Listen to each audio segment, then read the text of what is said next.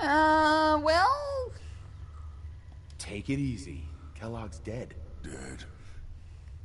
He's dead. Don't I you nuked lie to him. me. I'm not lying, it's the truth. I killed him myself. Whether you believe me or not. There's no question it's difficult to believe. Kellogg was ruthless. There's a reason the Institute used him to do their dirty work for so many years. I knew they'd send him Yeah, after a super me. mutant who's intelligent. Where's the last time we saw one of these? But I still Not the wasn't last sure time. it made Marcus it. was So probably the first one you get out of the companion in Fallout 2. Then what do you want? And I don't think there was one in 3 or New Vegas. I'm not an idiot. I know you were part of the Institute. How could you possibly And know he's not that? looking for the milk of human kindness that, apparently like Pokemon, you can milk Can't from go humans. back. Look at me. Why are you even here? What do you want? Well, then again, he is... Okay, Gruntfutter says he's so how to get in. well-spoken, if you know what I What? mean. Whistle, mutant Are you whistle. serious? You P-Man want to counters get with a into the mutant Institute? wolf whistle. Are you insane? Never mind how he's nearly a scientist. impossible that is. Even if And you we'll were to get more succeed, into his it'd story. almost certainly end in your But, death. What reason could you possibly he is have a for scientist, taking so- that kind of risk? he has I'm trying a to lot of find my son. cognizance. The Institute kidnapped him. The wee baby Seanmas. No, Wee baby Seanmas. no idea. I'm sorry. Yeah, the Institute has taken people from the Commonwealth in the past. If your son is one of them, I can understand why you'd want. Well, to that get also in there. explains why I he's can't hiding help. from the Institute, too, Yeah. because his eloquence I'm is going to need actually something in engaging, and return. a Gruntfutter says a grumpy science ogre. All right. If I help you, you're going to do something for me. Before I was forced to leave, I was working on a serum to reverse this mutation. It could return Actually, you interesting to question, normal. honey. Anytime we've played, have we ever come back to see if it So worked? if you get in No, there, we I haven't. need you Because to I think we find it in keep my old forgetting. office and bring I think it we're gonna have to me. do that with this one. I think that's pretty reasonable in exchange for helping you. All right, let's talk details. First things first. You know how synths get in and out of the Institute? Yeah, they use some sort of teleporter. I'm not even going to comment on this. Not many know about it. Pretty closely guarded secret. You've certainly done your homework. It's commonly referred to as the molecular relay. I don't understand all the science behind it, but it works. Dematerializes you in one place, rematerializes you in another. I'm sure it sounds crazy, but it's a reality. The relay is the only way in and out of the Institute. You understand? The only one. Okay, I'm going to admit something right now. I just thought that he said the Titsitute. Have you ever seen an Institute? I could oversee it. No, because Sure. because of Lots the them. into the Institute, Bullshit me. More than one into of the them wouldn't be Institute. standing here right It's now. just it's really bad. Course Yep, there's completely only Star Trek shit right now. They teleport in and designed out. for one purpose. But They're they don't do it hunters. in space. Operations go wrong, a synth goes missing, and a courser is dispatched. They're very good at what they do, and you're going to have to kill one. Let's go. Just point me in the right direction. Well, I suppose your enthusiasm counts for something. Well, and actually, there's a Every slight difference courser between has this and special actual Star hardware Trek, that gives them a direct because Star Trek is connection to the actually relay in the Institute. moving It's space embedded in a around chip you. in their heads. As I understand it. You're talking about the warp That drive? chip. No, But to the get actually You'll have the to end find a result of like courser. Scotty's Now, I whole don't thing know with exactly where you can find warp one. drive They and haven't sent Well, it moving yet. space- they're moving Sitting through here space. It's waiting not for actually them to you seem like a moving. good plan. It's You're going to have dematerializing to you and hunt having one sort of down. having space move I can around tell you. where to start. Kind Give you of. some Now, Sort of. now Futurama had it where the engine actually moves space around you instead of you moving. Okay, fine, whatever. Okay, let's get to work. Right. The primary insertion point for coursers You're talking to somebody is in who's the not a ruins of huge CIT, Trekkie. Don't get me wrong. directly I enjoy above Star the Trek. Institute. You Okay. want to head there. But Now, that I'm not a Relay causes some pretty heavy interference. I'm not a across Trekkie. the EM spectrum. Well, but only a little Got bit. a radio on that Pip Boy, right? When you get to the ruins, tune it to the lower end of the band and listen in. Oh, You'll be okay, able to there we go. hear the there we go. Gruntfather says it. It's Follow never the occurred to me signal, that space and was the it'll thing lead you being to a moved, courser. according to Simon Then Pegg's character You Scotty. just have to not get killed. Not gonna lie. Well, The a lot of odds things aren't are a in your frame of favor reference. But if you do But make it, that frame of reference has to be remember what I related said about upon, the or serum. has to be You placed need it upon a badly. I understanding of reality. really do hope you find what facts. you're looking for. So, Oh, I completed the glowing sea. 456. Kate, he's Kate, right here. Kate, quit bitching. It's the fucking Protectron.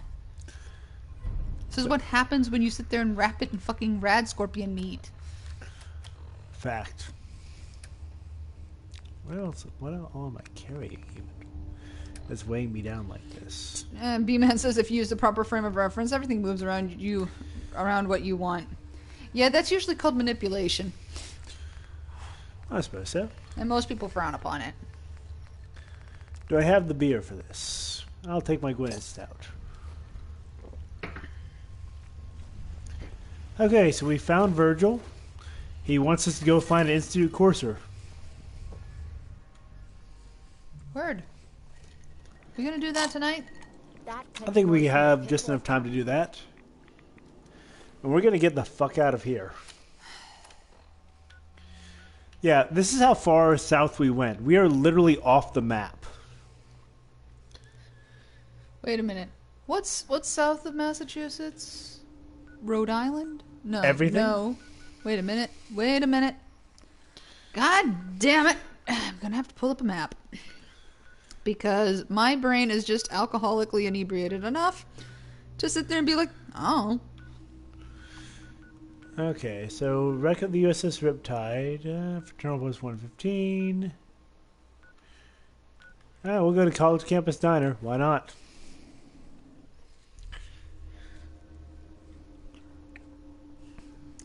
When you get out of there, would you pull up where the glowing sea was and everything, and where exactly you were in relation to it? Sure. Because there's two places that you could be. Okay. And one of them is more terrifying than the other. Actually, one of them makes a hell of a lot more sense than the other. Okay. We'll do that. Excuse me. I'll do a quick save once we get to where we're going, because we have done a lot. Anywhere that isn't an irradiated hellhole is a good idea. Fair point. Wait a minute. B-Man, you say that... B-Man just said that what I studied... That proper frame of reference and what everything moves around you, and that's what you studied for your degree. Physics! I've always enjoyed physics much more than chemistry. Okay, so here's where we are right now by CIT, Cambridge, basically. Cambridge Institute of Technology. CIT. So, okay. Robotics Pioneer Park, Scrapyard, Vault 92, Hope's March. Hold on a second. What I'm trying to figure out is where the edge of the Commonwealth is. Mm-hmm. Is the edge of the Commonwealth all of Boston? Maybe? Or all of Massachusetts? Or is it only part of Massachusetts? That is a good question. Hope's March. We'll figure out where Hope's March is.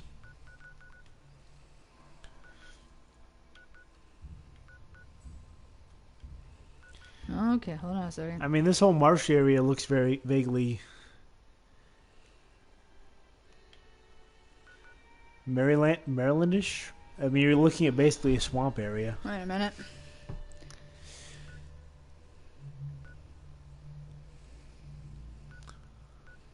MASS. Massachusetts. Bring me to Massachusetts. Okay, so I'm pulling up a map. Can you zoom out at all? Or like... Anyway. Because some of their,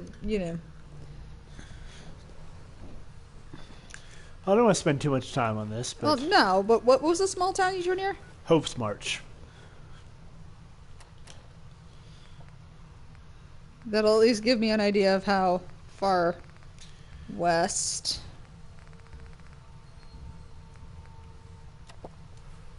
Let's see if that's actually a place. Yeah, good point. Hope's March. Yep. Okay, so we need to tune into the classical radio, I believe.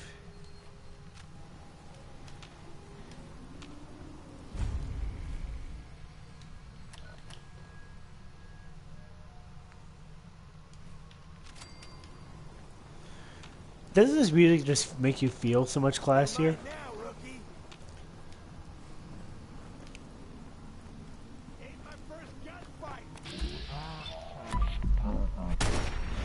I love the classical music because I do this.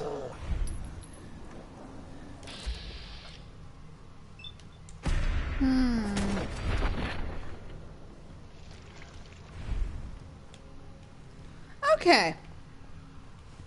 So what I'm gathering, based upon, point for point kind of reality, is that essentially the glowing sea, because it seems like the entire setup for the Commonwealth is actually the eastern side of Massachusetts. Okay. And where the line of what is considered the Commonwealth is just a little bit west of Worcester. Okay. Or Worcester. Whichever. However you pronounce it. Okay. Which suggests that the glowing sea is actually down into Connecticut, which means they threw a fucking bomb at Hartford because if the spacing is correct and everything, it actually means that essentially where the big crater was about where Hartford was. Well, who doesn't want to nuke Hartford? But yeah, so that it suggests that it's probably part of Connecticut, which feels a little bit better because that means they can still do New York. Yeah. Okay. B-Man says, well, fuck Connecticut. Yeah. I'm gonna sit there and take a look at the entire situation because there's a whole lot going on there. Okay, so we want to get like inside this building. I mean, basically, this is MIT. So yes, the incident is what happens when the people from MIT are left isolated and alone.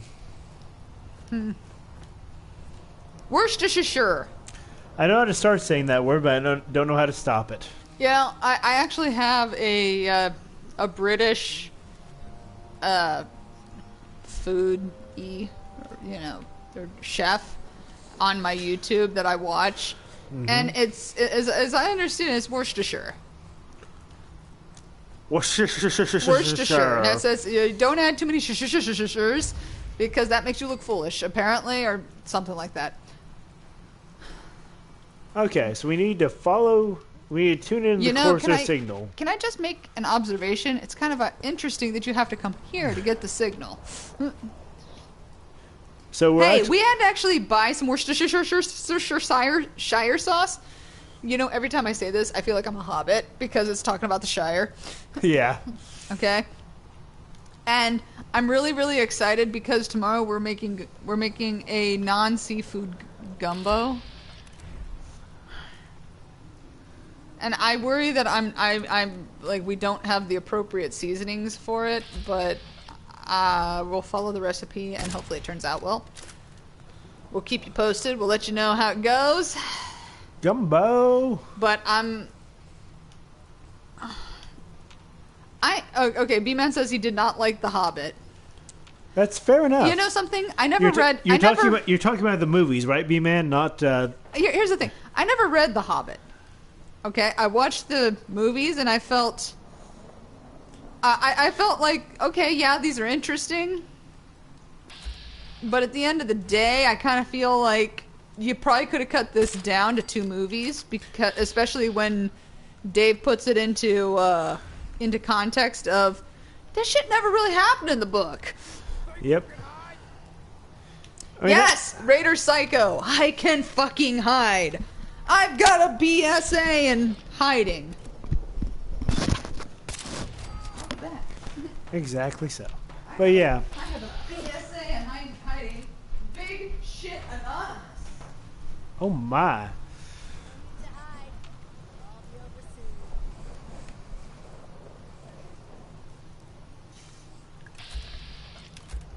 Hello, Raider Psycho. I'm gonna shoot you.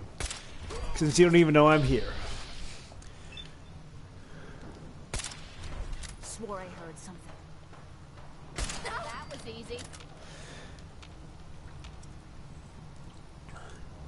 I'm 100% with that. The book was much better with The Hobbit, and the reason I feel like this is you basically had trilogy creep. Keep your eyes open.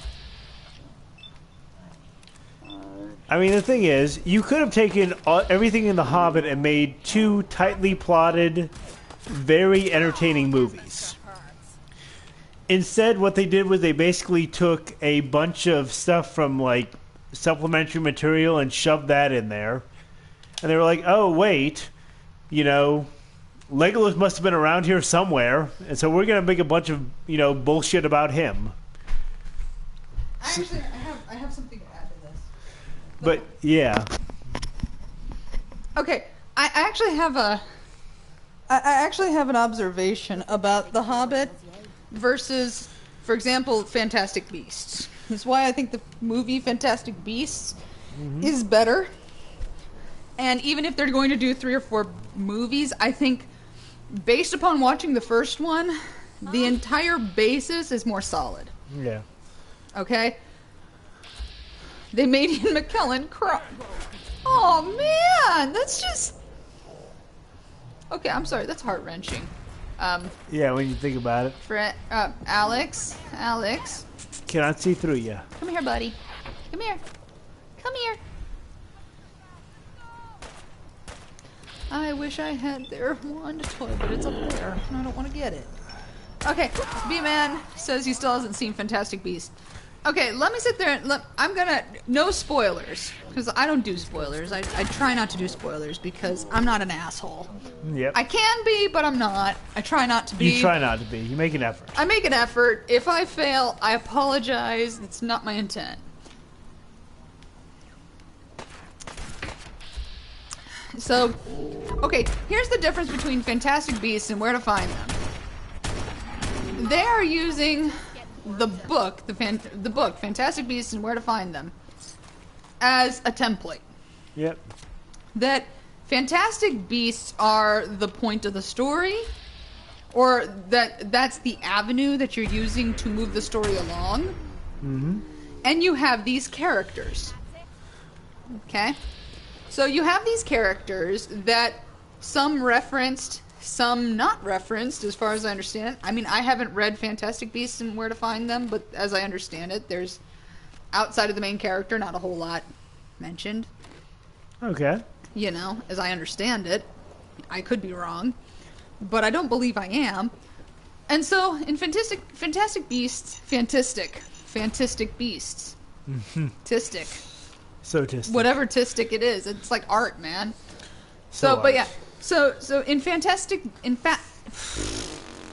give me a second. Okay.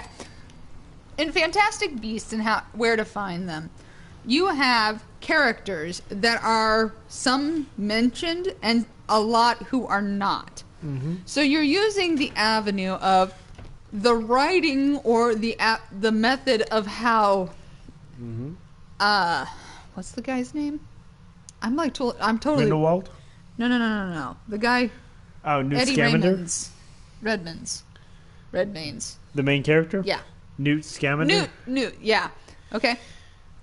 So you have Newt, who is really, as far as I understand it, the only really named character in Fantastic Beasts and Where to Find Them. Okay, we're going to turn off the fucking radio for the Courser signal because it's all over the place. It's like, it's nearby. We're here.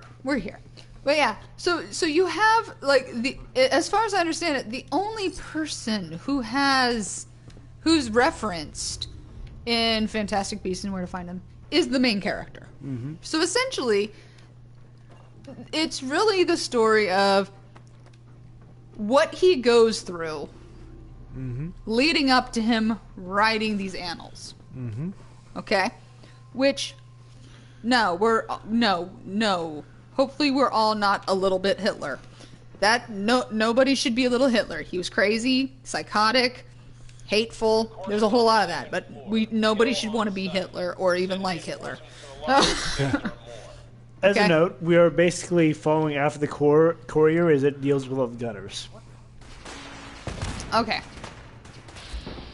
So anyway, Not my problem. so yeah, so the whole thing with Fantastic Beasts and how to find them, it's essentially kind of like we have the base information of here are Fantastic Beasts and where you can find them or how you interact with them, yada da da da da da. And that's what we know from the Harry Potter world. But as I understand it,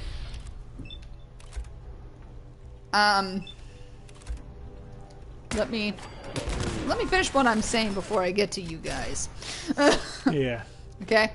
But when you sit there and, essentially it's the story behind the story. And that, I think, is the difference between The Hobbit versus Fantastic Beasts and Where to Find Them. That's actually Yeah. the big difference, because the Hobbit is a case of here is a rote text, and this is how we and this is the story, and now we're going to find a way to pad it so that it fits three movies. Even though it would be far better to have it fulfill only two. Yep. And by Okay. the time you get to the third movie, you're like, okay, Well- listen, I don't really want to see this movie at this point. Well, I mean, here's the thing. As somebody who's never read The Hobbit, I enjoyed it.